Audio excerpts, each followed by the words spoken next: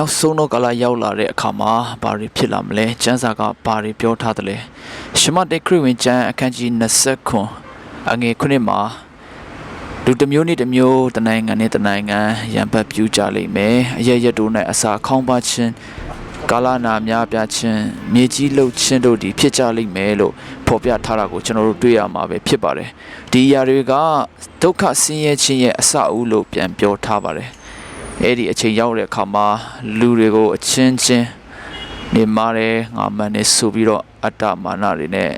အပြန်အလှန်ညှင်းဆဲကြလိမ့်မယ်ဒီခင်ယေရှုရဲ့နာမကြောင့်ယုံကြည်သူတွေကမယုံကြည်သူတွေရဲ့ညှဉ်းပန်းနှိပ်စက်ခြင်းတပ်ဖြတ်ခြင်းတွေကိုလည်းခံရမယ်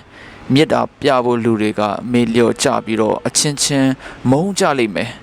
မိစ္ဆာပရောဖက်တွေပေါ်လာပြီးတော့လူတွေကိုလေ့ဖျားကြလိမ့်မယ်လို့ကျမ်းစာမှာတိကျဖော်ပြထားတာကိုတွေ့ရတယ်တခင်ယေရှုကြွလာတဲ့အချိန်နီးပြီဆိုရင်အဲ့ဒီလက္ခဏာတွေဖြစ်လာမယ်လို့တခင်ယေရှုကိုယ်တိုင်ပြောခဲ့တာလည်းဖြစ်ပါတယ်ရှမတ်တဲ့အခန်းကြီး24အငယ်39မှာဆိုရင်လူသားဒီကြွလာတော့အခါနောအေကဲတို့ဖြစ်တဲ့နောအေလက်ထက်၌ဖြစ်တဲ့ကဲတို့ဖြစ်လိမ့်မည်လို့ဓမ္မကျမ်းစာမှာဖော်ပြထားတာဖြစ်ပါတယ်ဒီနေရာမှာလူသားဆိုတာကတခင်ယေရှုကိုဖော်ပြထားပြီးတော့တခင်ယေရှုဒုတိယအကြိမ်ပြန်လည်ပြီးတော့ဆင်းကြွလာတဲ့အချိန်ကနောအေကဲတို့ဖြစ်လိမ့်မယ်လို့ပြောပြထားတာကိုတွေ့ရတယ်ဖခင်ကိုတိလျက်နဲ့မေ့လျော့ပြီးတော့ကျွန်တော်တို့စိတ်နှလုံးရှိတဲ့အတိုင်းပဲသူစရိုက်တွေကိုပြုလုပ်နေကြတယ်လူတစ်ပါးကိုအနိုင်ကျင့်ဖိနှိပ်နေကြပြီးတော့ဖခင်နဲ့လုံးလုံးအဆက်တွေပြတ်ပြီးတော့ဖခင်ထံပြန်လေ့လာဖို့မစင်စားကြတဲ့နောအေခေတုံးကလို့ပဲအခြေအနေနဲ့ဒီနေ့ခေအခြေအနေတူနေပြီလားကျွန်တော်တို့ဆင်ခြင်တုံးတက်ဖို့လိုအပ်ပါတယ်အသက်ရှင်နေရတဲ့နေ့ရက်ကာလတွေကိုကြည့်မယ်ဆိုရင်တော့ဒီလောကကြီးဟာတစ်နေ့တစ်နေ့ပိုပြီးတော့ဆိုးလာပါပြီနာမည်ခေါ်လို့မရတဲ့ယောဂဆိုးကြီးတွေအမတမအင်အားကြီးတဲ့ငလင်လိုင်းလုံးတန်တွေကြားမှာကျွန်တော်တို့မြန်မာနိုင်ငံမှာလည်းကြုံတွေ့ခဲ့ရတယ်လို့ဒီရက်ပိုင်းမှာပဲတူရကီနိုင်ငံမှာအင်အား 6.6 အဆင့်ရှိတဲ့ဒီမြေငလင်ကြီးတွေလူပေါင်းများစွာတေချေပျက်စီးကြပြီးတော့ချစ်ခင်ရတဲ့မိသားစုတွေနဲ့ဝေးခဲ့ကြရပြီမိတ်ဆွေတို့ကျွန်တော်တို့ခဏလေးဒီချိန်မှာဖခင်ရဲ့မိန့်မာချက်တွေကိုပြန်လည်ပြီးတော့ဆင်ခြင်ကြရအောင်ဒီကဘာကြီးမှာကျွန်တော်တို့ဘယ်သူမှအကြာကြီးနေဖို့မဟုတ်ပါဘူး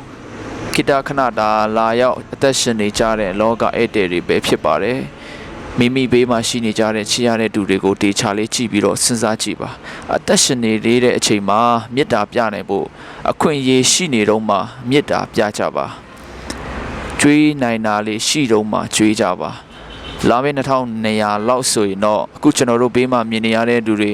ကျွန်တော်တို့ချစ်ခင်ရတဲ့သူတွေကျွန်တော်တို့ကိုစိတ်ဆိုးစိတ်ကောက်နေတဲ့သူတွေကိုဒါမှမဟုတ်ကျွန်တော်တို့တန်ဖိုးထားရတဲ့မိဘတွေတာသမီတွေအကုန်လုံးအဲ့ဒီအချိန်ဒီကဘာမြေကြီးမှာအခုစကားပြောနေတဲ့ကျွန်တော်တို့ရှိနေတော့မှမဟုတ်တော့ပါဘူးဖျားပေးထားတဲ့အချိန်လေးမှာအကောင်းဆုံးအသက်ရှင်ကြရအောင်သူတစ်ပါးကိုမေတ္တာပြကြရအောင်အချင်းချင်းမေတ္တာအမြဲချင်းအမြဲချစ်ကြရအောင်ဒုက္ခရောက်နေတဲ့သူတွေကိုတွေ့ရင်တတ်နိုင်တဲ့အရာလေးနဲ့ကူညီကြရအောင်ဝမ်းနည်းနေတဲ့သူတွေကိုတွေ့ရင်လည်းနှစ်သိမ့်ပေးကြရအောင်စားစရာမရှိတဲ့သူတွေကိုတွေ့ရင်စားစရာလေးတွေပေးကြရအောင်ဒီစကားတွေကကျွန်တော်ရဲ့စကားတွေမဟုတ်ပါဘူးတခင်ယေရှုကိုယ်တိုင်ပြောဆိုခဲ့တဲ့စကားတွေပဲဖြစ်ပါတယ်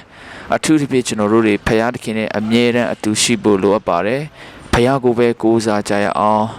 အမြဲတမ်းဆုတောင်းပြီးတော့ဖခင်ရဲ့ဂတိတော်တွေကိုအမြဲဆင်ခြင်အောင်မေ့ပြီးတော့ဖခင်အလိုတော်တိုင်းအသက်ရှင်ကြရအောင်ချစ်ရတဲ့ညီကိုမောင်နှမတို့ရဲ့အသက်ရှင်ရခြင်းကြောင့်စိတ်ညစ်နေဖို့မဟုတ်ပါဘူးကျွန်တော်တို့ယုံကြည်သူတွေဆိုတာဖခင်ရဲ့အမှုတော်မြတ်အတွက်ရွေးကောက်ပြီးတော့ခေါ်ထားတဲ့ခရစ်တော်ရဲ့တန်တမန်တွေဖြစ်ပါတယ်ဆိုဘယ်နေရာရောက်ဘလို့အခြေအနေပဲကြုံဖခင်အတွက်အသက်တာတွေကိုစက္ကပ်အနံဖို့ရန်အစဉ်သစ်ဖြစ်ကြရအောင်တပည့်တော်12ပါးကိုတခင်ယေရှုဆေလွတ်ခဲ့တဲ့အခါပြောခဲ့တဲ့စကားတစ်ခုရှိပါတယ်အဲ့ဒါကတော့တောခွေးစုထဲတို့တိုးတို့ကိုဆေလွတ်တကယ်တော့တင်းတို့ကိုငါဆေလွတ်ဤလို့ပြောထားတာဖြစ်ပါတယ်မယုံကြည်သူတွေကြားထဲမှာအသက်ရှင်နေထိုင်ပြီးတော့အနောက်ရှက်တွေများစွာရှိတဲ့ကြားထဲမှာတခင်ယေရှုရဲ့ကောင်းမြတ်ခြင်းအကြောင်းတွေကိုကျွန်တော်တို့တွေဝိငါတက်တွေခံကြရင်နဲ့ကကပါဆုံးတဲ့အထိတိုင်အောင်သစ္စာရှိကျွန်တော်တို့အသက်တာတွေစက္ကပ်အနံသွားဖို့ဖြစ်ပါတယ်ဘလို့ပဲဆိုတဲ့အခြေအနေတွေကြုံမစေကျွန်တော်တို့ကြုံတွေ့နေရတဲ့အရာတွေကိုတခင်ယေရှုကကြိုတင်အတိပေးထားတာဖြစ်တဲ့အတွက်ကြောင့်ခရစ်တော်ထဲမှာစိတ်ချလက်ချနဲ့ မထိတ်မလန့်ပဲယုံကြည်ခြင်းခိုင်မာစွာနဲ့အမောင်ထဲမှာရှိနေကြတဲ့လူတွေကိုအလင်းတို့ရောက်အောင်စူးစမ်းဆက်ကပ်ကြရအောင်လို့ခွန်အားပေးရင်ဝေမျှလိုက်ပါတယ်အားလုံးပေါ်မှာဖျားသခင်ကောင်းချီးပေးပါစေ